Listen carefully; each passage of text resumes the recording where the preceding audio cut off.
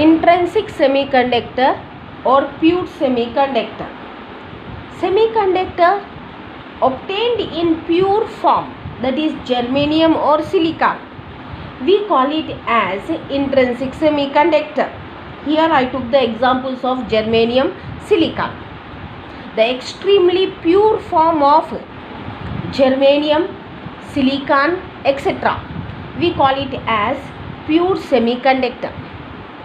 Or we can also define it as a semiconductor in which electrons and holes are created due to thermal excitation. That also we call it as a pure semiconductor. So before going for the explanation of intrinsic semiconductor, let us see how holes are created. Now, as I already said in my before lectures, an atom consists of valency band and conduction band. These are separated by forbidden energy gap.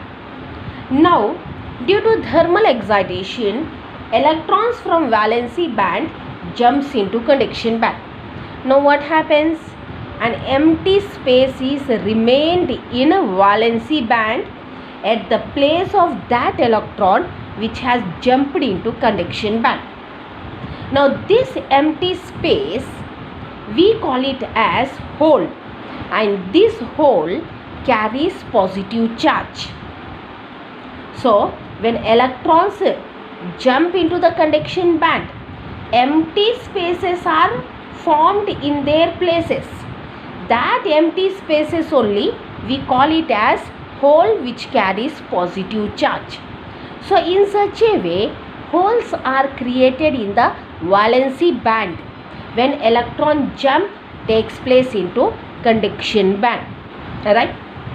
Now here, before we connect an external battery to such semiconductor, we find holes in valency band, electrons in conduction band, and number of holes in valency band will be equal to number of electrons in conduction band.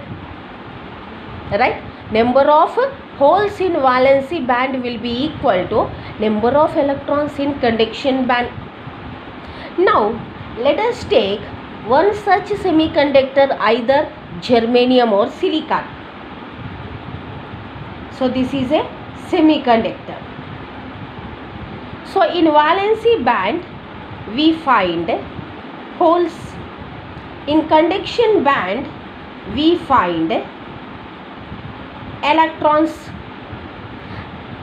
Number of holes in valency band will be equal to number of free electrons in conduction band. Let this be AB. Now let us connect an external battery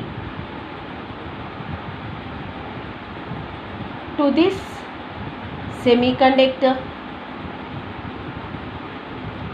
So when external battery is connected, what happens?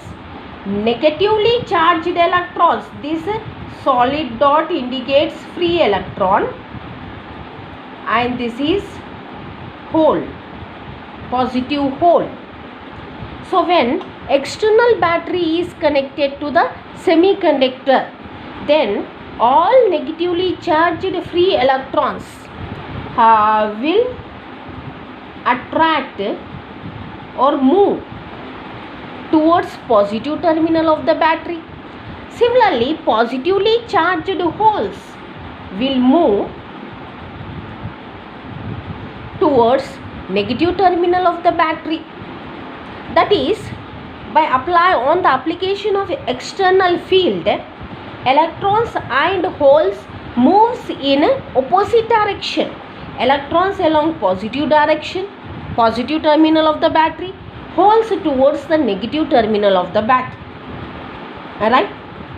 Now, if we see the external circuits or external wires, then we find only electron flow So in all external wires we find only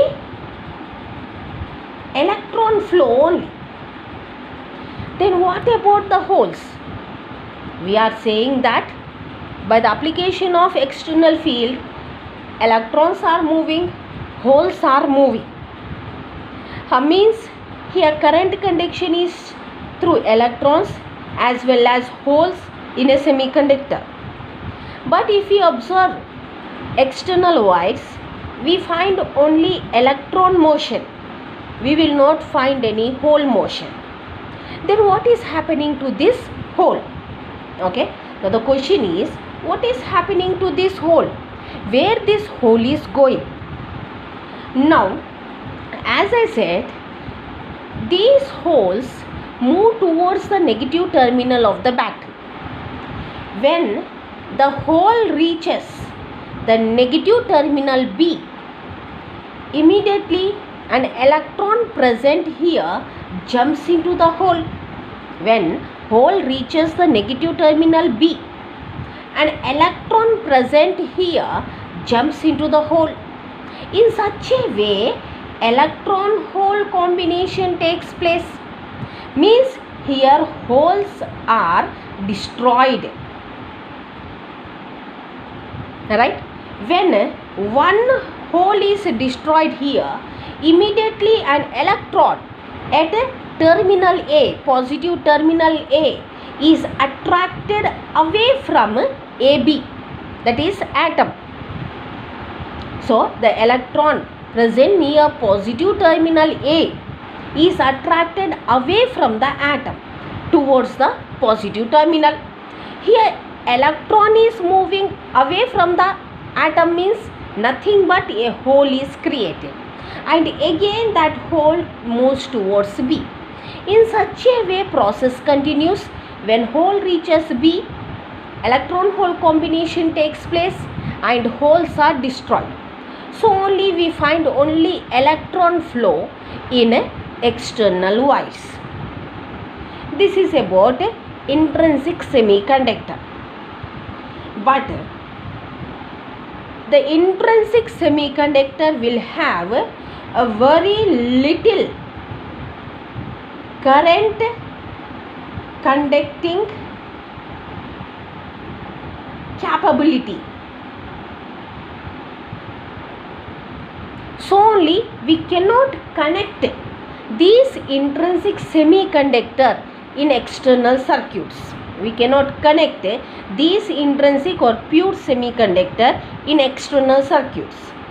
So if we want to use a semiconductor in external circuits, then we have to increase the current capability of that particular semiconductor, and such current capability is increased by adding impurities.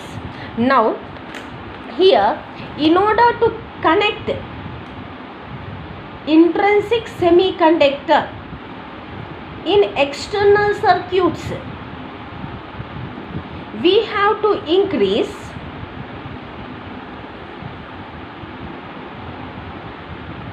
its conductivity, right? To increase the conductivity, we have to add some impurities to pure semiconductor. So adding impurities to pure semiconductor results in extrinsic semiconductor. Adding impurities to pure semiconductor results in extrinsic semiconductor. So now adding impurity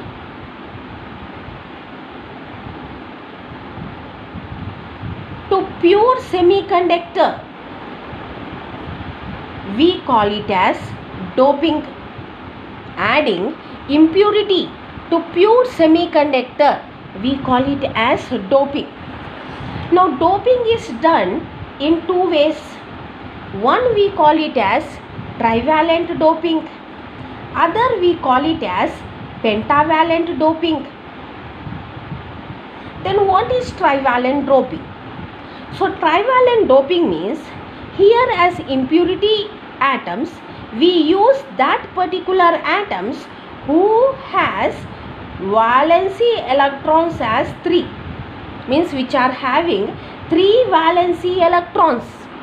Okay, so which are having 3 valency electrons, so only we call trivalent.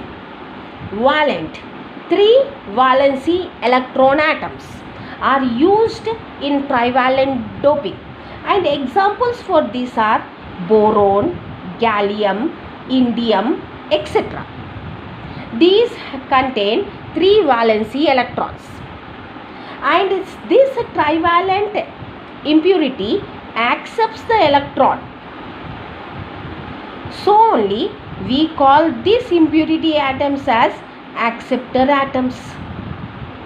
And due to doping of a trivalent impurity we get p-type extrinsic semiconductor.